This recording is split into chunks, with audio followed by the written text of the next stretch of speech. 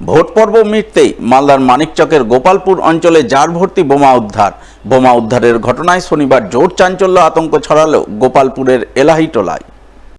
ঘটনার খবর পেয়ে এলাহিটোলায় ছুটে যায় মানিকচক থানার বিশাল পুলিশ বাহিনী। পরে ঘটনাস্থলে পৌঁছায় সিআইডি বোম স্কোয়াড। এরপর বোম স্কোয়াডের আধিকারিকরা ঝোপঝাড়ের মধ্যে লুকানো বোমা ভর্তি জার বাইরে বের করে জার থেকে এক এক করে মোট 14টি বোমা উদ্ধার করেন। পরে উদ্ধার বোমাগুলি বিস্ফোরণ ঘটিয়ে নিষ্ক্রিয় করেন নির্জন মাঠের মধ্যে। তবে নিষ্ক্রিয় করার সময় বোমাগুলিতে বিস্ফোরণ ঘটেনি বলে খবর। লোকজন দেখে আমি এখানে আসলাম, শুনতে পাচ্ছি যে এখানে নাকি যে বম রাখা হয়েছে। আর কারা রেখেছে সেটা আমার জানা নাই।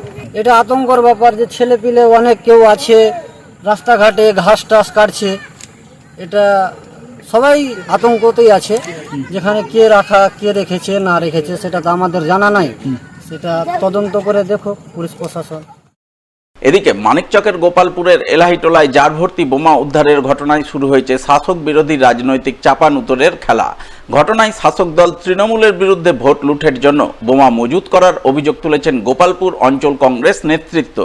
পাল্টা কংগ্রেসের বিরুদ্ধে এলাকায় সন্ত্রাস ভয়ভীতির পরিবেশ জিইয়ে রাখতে বোমা মজুত করার অভিযোগ তুলেছেন গোপালপুর অঞ্চল তৃণমূল নেতৃত্ব। বাইরে আমি শুনতে পেলাম হ্যাঁ বোম উদ্ধার হয়েছে।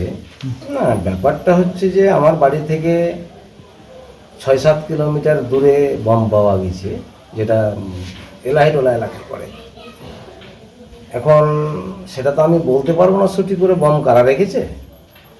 তবে আমাদের ধারণা হচ্ছে যে লোকসভা নির্বাচন ছিল, শাসক দলেরা ভোট লুটপাট করবার জন্য এই বম মজুত করে রেখেছিল। আমিও শুনলাম যে এলাহিটোলা ওইখানে কিছু বম উদ্ধার হয়েছে। এখন খবর পাচ্ছি যে প্রায় 14টা বম।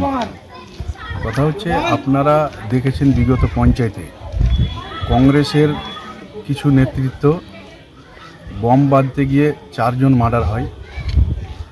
এই সময়তে বিভিন্ন জায়গায় এরকমভাবে বম মজুত করে রেখেছে ওরা।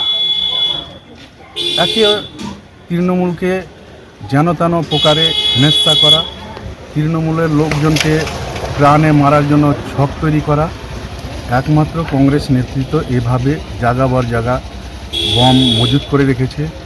আমরা চাইছি প্রশাসন এটাকে সঠিকভাবে তদন্ত করে সঠিক ব্যবস্থা করুক। এদিকে গোপালপুরের এলাহিটোলায় ঝোপঝাড়ের মধ্যে কে বা কারা কি উদ্দেশ্যে জার ভর্তি বোমা মজুত করেছিল তা খতিয়ে দেখতে মানিকচক থানার পুলিশ তদন্ত শুরু করেছে বলে জানা গেছে।